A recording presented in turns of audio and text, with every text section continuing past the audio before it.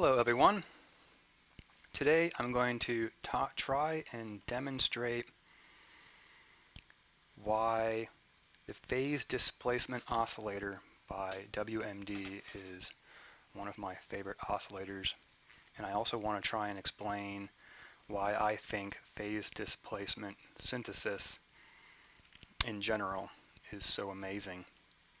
It is very misunderstood, and a lot of the people who I think have tried to explain it have sort of missed the mark, and so I'm going to do my best to try and kind of go over the ins and outs. It's very similar to frequency modulation, very close to FM, but the difference is with phase displacement synthesis, you are shifting the wave forward and backwards, and you're not raising it up and down in pitch. And the reason that this is important, you can see over here on the oscilloscope, the reason why this is important, like this. See how that is passing it forward and backwards in, I guess, phase and not in pitch. And so what this does is this allows all the timbres that come out of it to be more harmonically pleasing to your ear. So where pitch or frequency modulation, you have the sweet spots that you kind of have to dial in, and you get a lot of glassy tones, a lot of thin tones.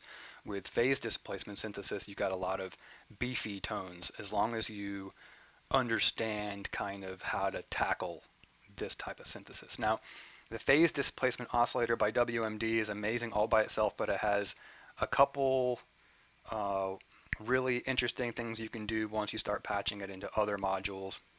And I'm going to use the ONA over here.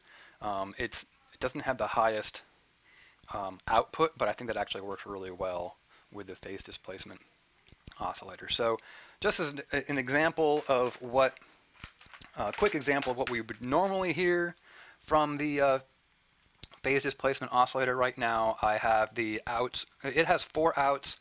They correspond to 4 duplicate oscillators that sort of run in series. It has an algorithm internally. It's a little confusing once you start patching things into it. It's not really apparent at first, but basically they're all run in series.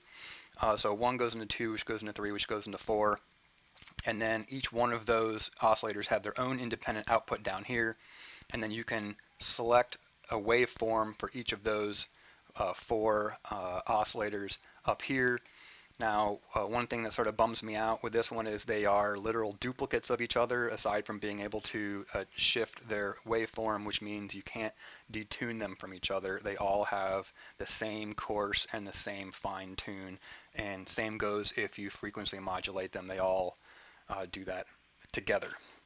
So usually the way I patch it is I patch it with I patch it out of the 3rd out, because the 4th out just gets too wild, which also allows me to use this bottom I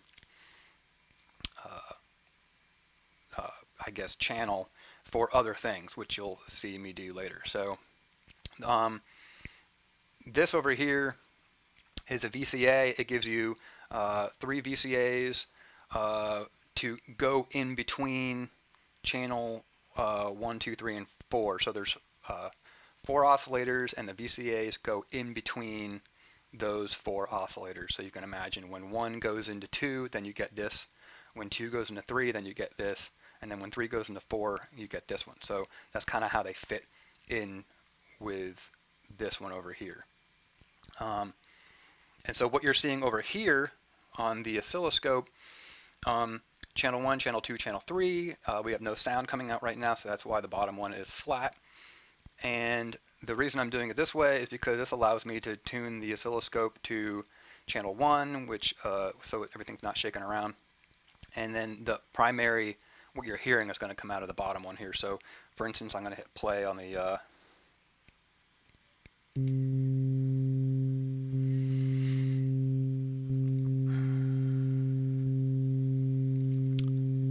So this is kind of the standard thing that you'll get from the PDO from WMD, is this wave shaping style of sound without.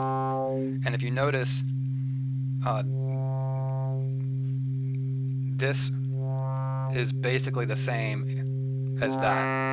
Very, very, very similar. So what is going on here, right? What exactly are we seeing? It looks like a wave shaper, but it's not. And the reason it's not is I'm going to increase this, all right? And now I'm going to move its phase forward, backwards in time. So if you know what the Doppler effect is like, basically what happens with the Doppler effect is, let's say an ambulance is coming at you. The wave, as the ambulance is coming at you, is going to get compressed, and when it gets compressed, it goes up in pitch, it gets higher, right? And then when the ambulance goes past you, the sound wave is going to stretch out because now the ambulance is traveling away from you, and so the pitch is going to get lower.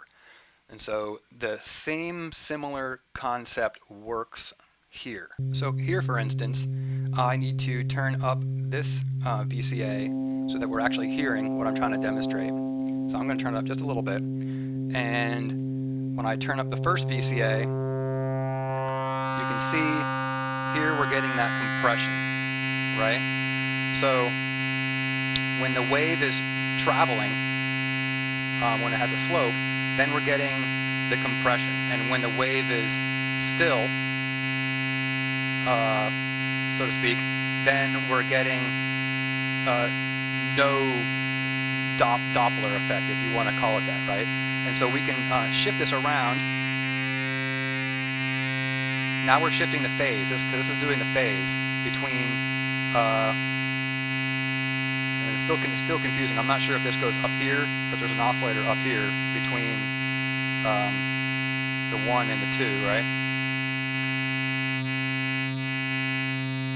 So now we're shifting the phase between these two.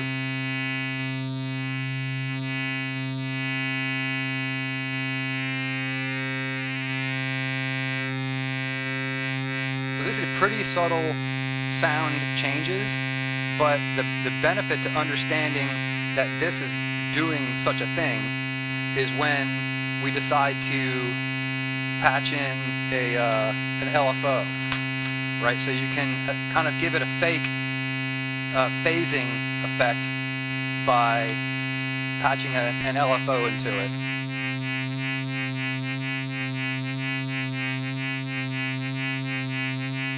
Let's slow that down.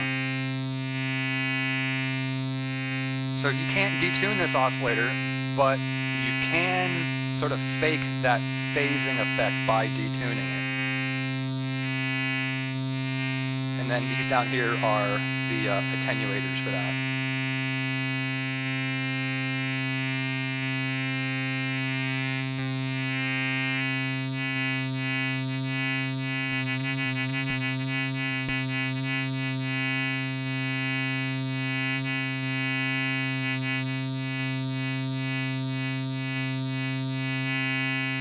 Right? So it's important to understand that even though you're doing a lot of your larger sort of wave shaping, if you want to call it that, the larger modulations or tone shaping with these knobs over here, these are still working. Now you can deactivate them with these little switches here, but you're still doing a lot of really important modulation with these knobs and these jacks, right?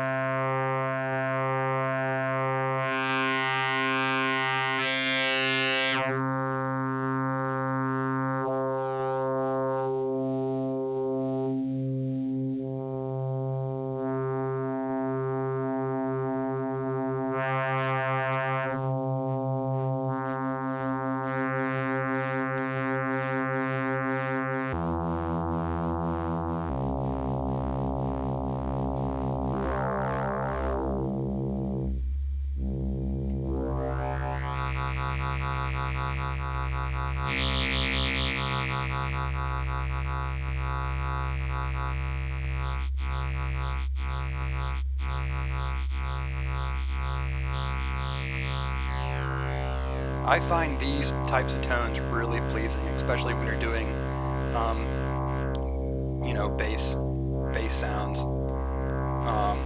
It has I would think, sort of a modern bass sound coming out of a relatively simple oscillator. And if you look at the waveform, it's actually a pretty strong waveform, having such a strong fundamental, giving it a lot of weight when it's coming out of your speakers. Now, moving past what we've discussed here, let's unpatch the LFO. Now I'm going to discuss incorporating a second oscillator. And why I think this is really important is it allows you to incorporate tones that aren't a duplicate of its internal oscillator, right? So now we have a second tone that we can incorporate. I like the ONA also definitely because it allows you to have a octave switch. So if your secondary oscillator doesn't have an octave switch, it's a lot less enjoyable to use because it's a very performative thing that just sort of instantly jump to another richer tone. With the octave, you're just more likely just to keep it tuned to, you know, the same note the whole time. Now I'm going to patch in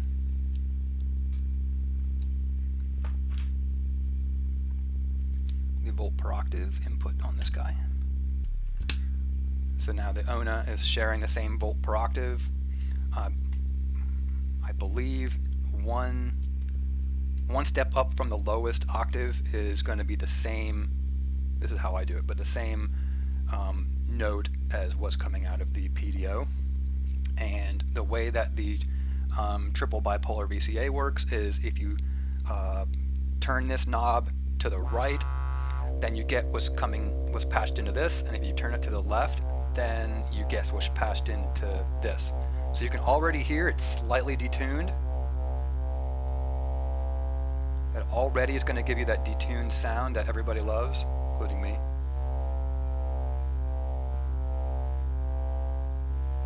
Alright, so to the right, that's the stable, no detune. To the left, and you can, if you notice, this gives you a slightly more scrunched up, and that's because the ONA just does not get as loud coming out of its outputs. And I never really crank it all the way up anyways because it's kind of a harsh sound. So, and this gives us the option to patch in other waveforms, and the ONA has a couple really fascinating ones that are like sort of a combination of waves together. But just for the sake of demonstration, I'm going to use just the sine wave. So now what we can do is go up and down in octaves. So this, you can see, this sound was not possible with just this sound was not possible with just a phase displacement oscillator.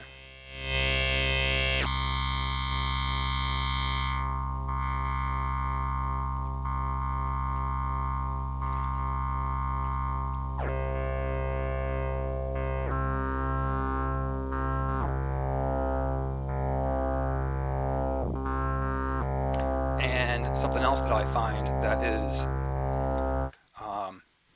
really powerful with this particular type of synthesis, not necessarily this oscillator, you can also do it with the noise engineering Laquelic iteralis, I think I'm pronouncing that correctly, is 1 octave differences. And so if you take your fundamental note and then you have the modulating frequency that you're using to modulate the phase of 1 octave down from the main note that you're modulating, that generally has a really amazing sound. And so there's a couple ins and outs with the way that the phase displacement oscillator, with the way that it's routed. And so let me see if I can demonstrate that for you right now. So here we're listening to just the oscillators from the phase displacement oscillator. This is the first into the second into the third, right, coming out of the third output here, right? So you're hearing that full chain. Now, if I turn this to the left, now what you're hearing is the phase displacement oscillator being modulated by the ONA, then being modulated by the third oscillator of the phase displacement oscillator. Now, the reason I do it this way is, let's say I take this out and I put it into this one instead. And so now what you're listening to is it cuts out, it leaves out the first oscillator from the phase displacement oscillator. It is only taking the second oscillator and modulating it by, or maybe this is still confusing to me. I've messed with this thing a lot, but what I know is happening is by patching this in here, and it is leaving out the original oscillator. And there's a way to get around this, and that is using these patches over here. So for instance, if I take this and I patch it, get a longer cable. If I patch it over here,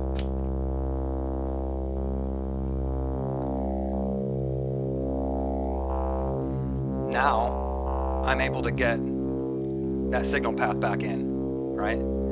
Because this is a VCA, when I run it to the left and incorporate an actual signal into the VCA, it bumps out what would have normally been coming into this VCA, which was the previous oscillator. Because remember, they're all chained together in series. So when you run it together this way into the jacks over here, then what you're doing is actually turning, you're modulating the phase based on the audio rate input. Before we were using an LFO, but now we're doing it at audio rates, right? And so you can do things like, in that sense, make this low now. So before, if I ran this over here, to kind of demonstrate the differences in sound. So if I plug it in here, I get this timbre. If I plug it in here, see how it left out what was coming before it? And if I plug it in over here, now they're all together. Well, now you're getting the full series. And I can patch something up here.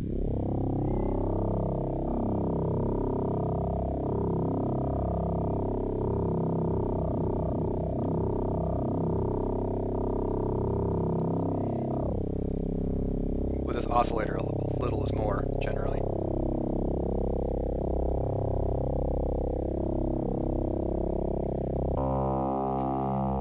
So what I generally do to escape the complexity, because this can get really complex and kind of get difficult to rationalize in your head, is I almost always patch the ONA into the first channel on the left-hand side, and because that will allow me to not skip out on any of the chain, right? And I use the phase displacement oscillator as the octave down, and I use the ONA as the primary tone that I'm trying to go for. And so this allows me to use the ONA to get the higher notes. If I want a riff that is in the higher ranges, then I use the ONA to go for that, because it's also significantly easier to jump around in octaves by using this knob than it is trying to send in a volt per octave into the phase displacement oscillator or trying to tune it or whatever. So, and when they get really, really high, they're pretty harsh, but when you're running a rhythmic sequence, sometimes those harsh notes can get pretty pleasing sounding. So let me see if I can tune this down again.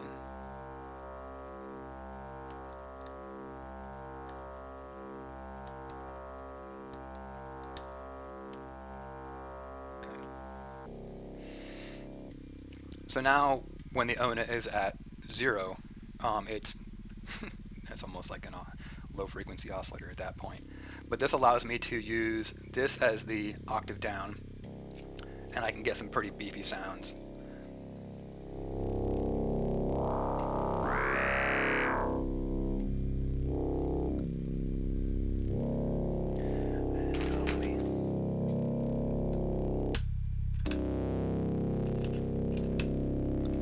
And I can choose different waveforms if I want to. The ONA actually has a square waves don't generally sound very good, but you can use them. This has an octave down square wave, and it has a pretty awesome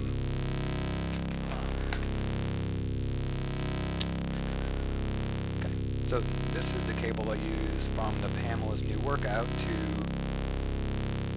control the pulse width modulation on the ONA. It gives me another level of phase.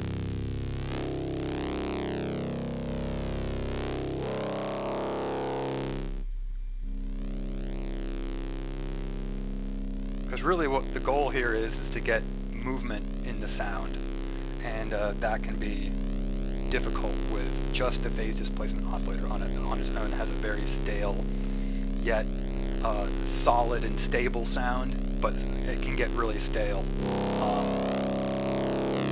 when it doesn't have movement. And something I think that's worth mentioning is you can sync these oscillators from one to the other. Now, depending on how you sync them, it will pretty much change the tone. So right now I'm going to send the ONA, and I'm going to sync the phase displacement oscillator to the ONA. So now we have a significantly different phasing nature over here, and the tone is following the ONA, right?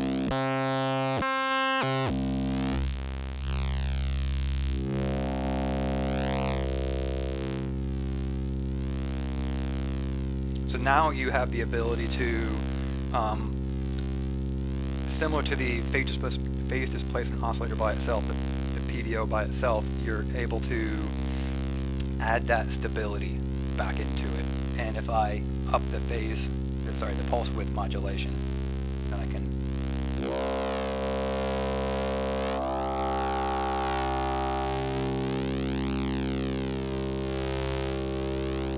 add a little bit of movement. Still not as much as before, but I do get the ability to shift up and down.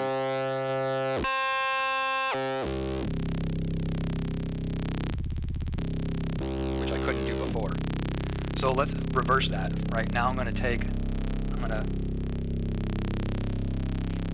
the fourth output from the PDO and run it into the sync on the ONA. And that doesn't really give us anything right now because we're tuned to the same note.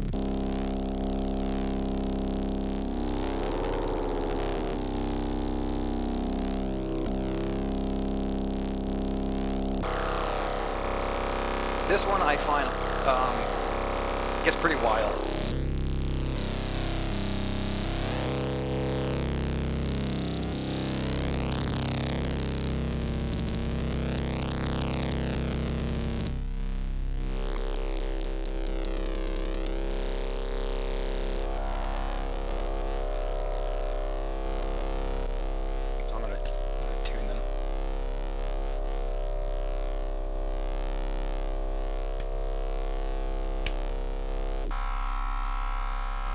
Remember, the red is what we're listening to.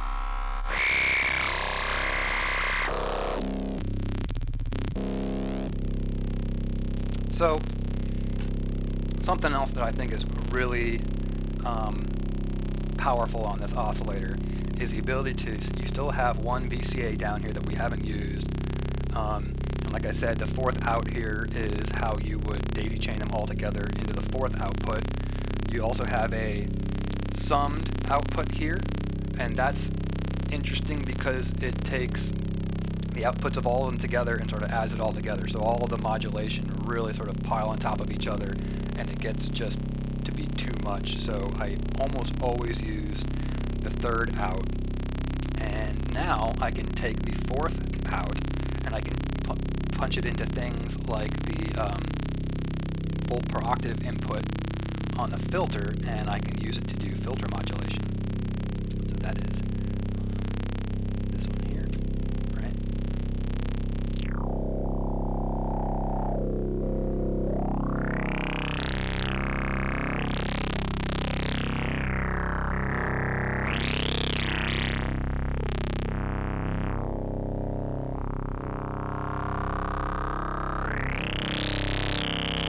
And it's nice to have a VCA for this because you don't, if I just punched it into the ONA, for instance,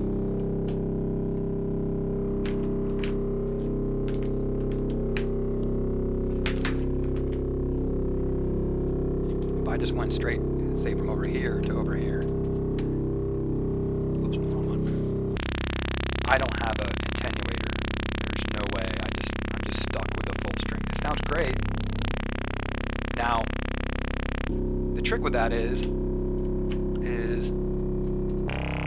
what if I don't want the note that the phase displacement oscillator is putting out? Well, now I have a VCA, and the cool thing about this bipolar VCA is I can choose. Again, I'm punched into the left on the bipolar. The right is coming out of the phase displacement oscillator, and the left is coming out of the ONA. So now I can get the. Let me run a higher pitch into the whole system here.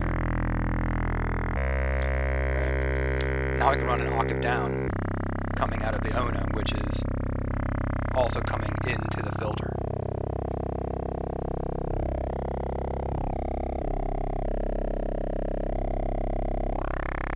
So there's the low note going into the filter for the filter modulation. Here's the high note coming into the filter on the filter modulation. And then I can also change the pitch.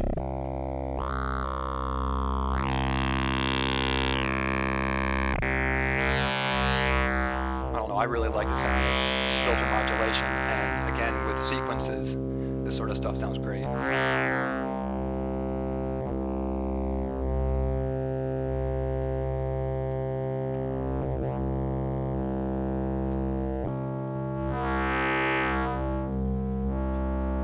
So let me patch up a sequence here.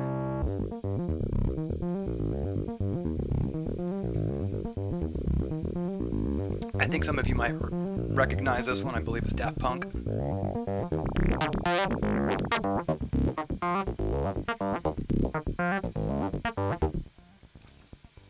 Okay, so that's the riff, and let's apply what we've what I've been discussing. So the first thing, just the PDO by itself.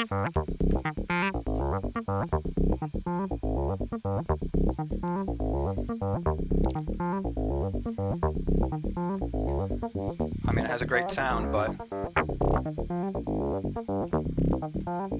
I really wish there was a lot more going on. And something we haven't even discussed is this is a VCA, so you can modulate these with other envelopes or LFOs. And that, I mean, I don't need to go into that because that's a whole nother world of exploration, but you can kind of automatically, in your mind, imagine what that might do.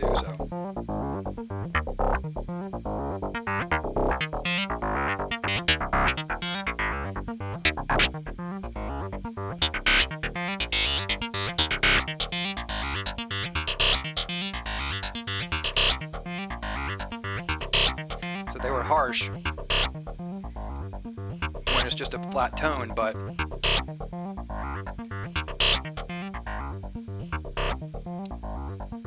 can be used to accentuate. Of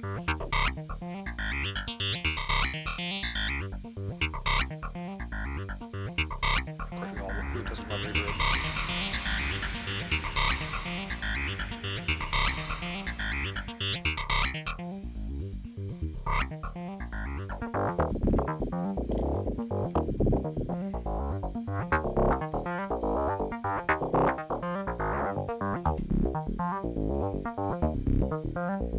So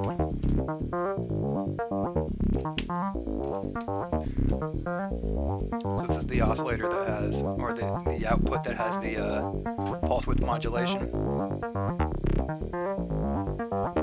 going to add a little bit of detune.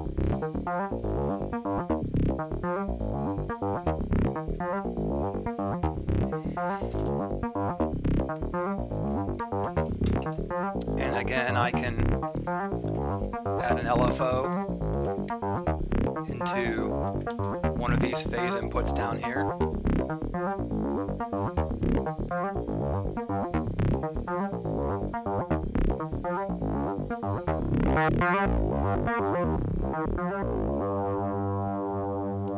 So remember, no movement, movement.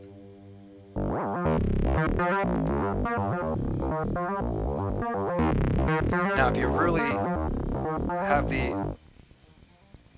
if you have a really fast LFO going into these inputs here that turn these knobs, that modulate these knobs, then you're actually going to notice a difference in pitch. And that's also what's doing when you have two oscillators out of tune with each other, it's their difference in pitch that is giving you that phasing sound.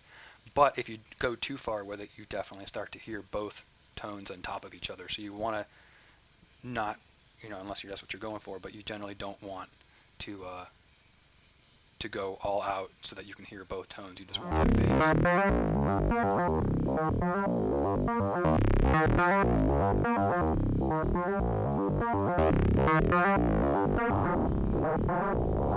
So here, you see what I'm saying?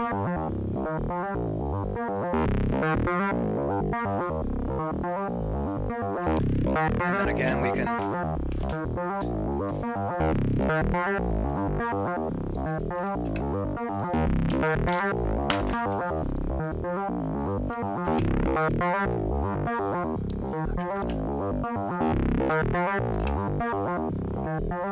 so here I'm patching in the triangle wave into the left-hand side of the bottom VCA. And then the out of the VCA into the filter.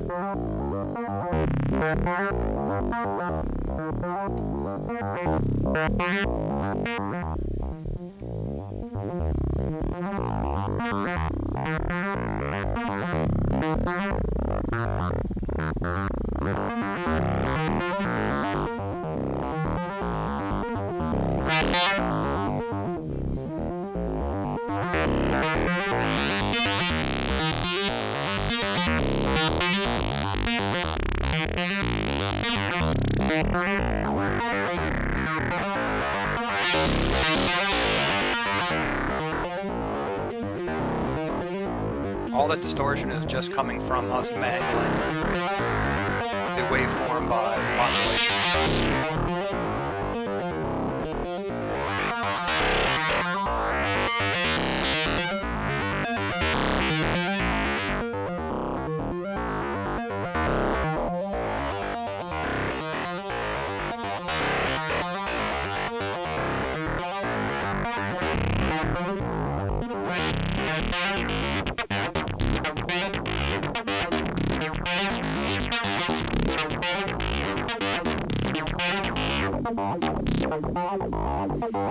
There's no filter modulation.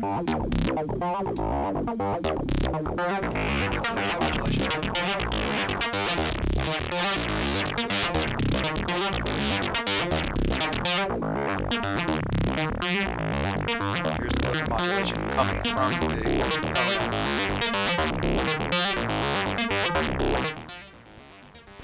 Generally, you hear the filter modulation a little bit better.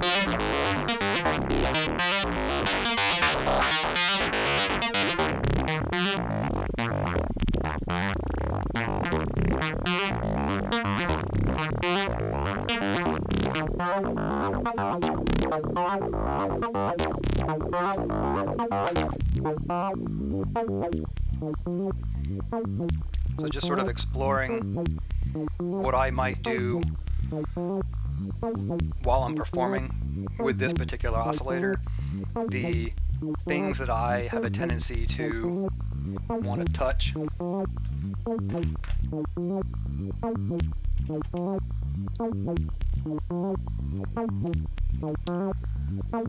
In the beginning I might have it down like this with the filter closed and just use the filter modulation to sort of add texture to it, because it has a really kind of just really fascinating texture in my mind. But once you start adding more movement, with an ADSR or higher notes on the ONA, that texture sort of gets lost. So to me, it just sort of adds distortion, which can be great, but not always necessarily the tones I'm going for. As you go throughout your set, just little tweaks on here can just kind of change everything. And the more you experiment, the more you'll understand where those tweaks are going to take you.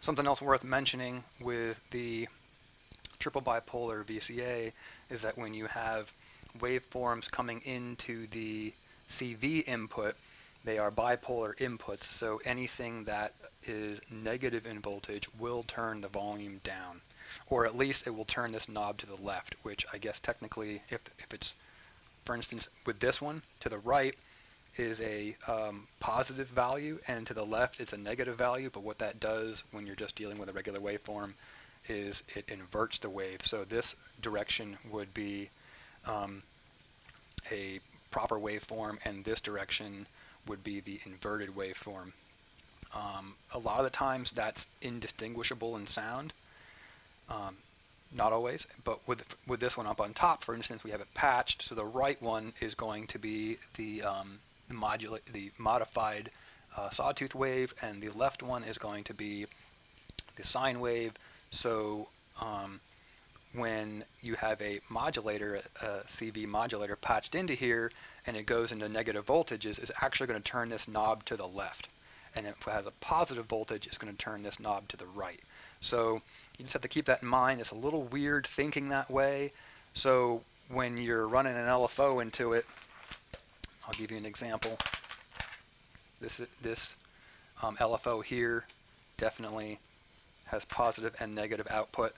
If you want to escape this whole problem, you can just punch something like the Pamela's New Workout into it. That doesn't do negative voltages, right? So now it's turning this knob back and forth, right? Now, with some experimentation, you can get the bottommost part of this wave to be 0 over here.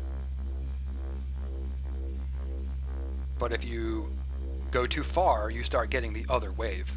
So now we're going back and forth between both waves. Let me go slow. Now we're going back and forth between both waves. But if I raise this, it's just going to go to 0 basically.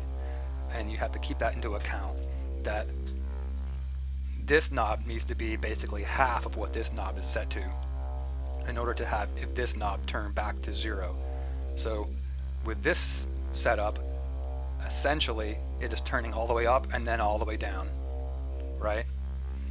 But if I put it in the middle, then it's turning like 75% this way, 75% that way. All right, so same goes if I want less modulation, and I still want it to go to 0, then I have to put it in between 50% of this one.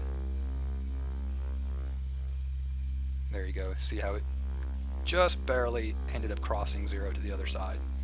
And that's a little weird at first to get used to. It's when you're doing performative patches, it can be annoying for your mind to have to keep track of that sort of stuff. But generally, I just sort of think in my head, try and keep this equal or greater to than the other side, or just use LFOs that don't go into negative voltages, or maybe you just use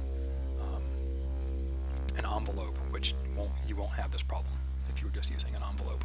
Cool thing with envelopes is if you run an envelope into here and you go negative with it, now the envelope is flipped upside down, so that allows you to do a quick, very similar to the way that this attenuverter here is positive and then negative for the filter modulation. So it'd be very similar over here. It'd be positive and then negative. Now if you have a oscillator, so this one is a positive and negative output running into here, now it's just going to flip it upside down. If it was only positive, then it would make it dip into negative and then go to 0, but if that makes any sense. But with the way that it's set up now, since this is a positive and negative LFO, then it just inverts it and makes it go upside down. So if you had a triangle wave, a sawtooth wave,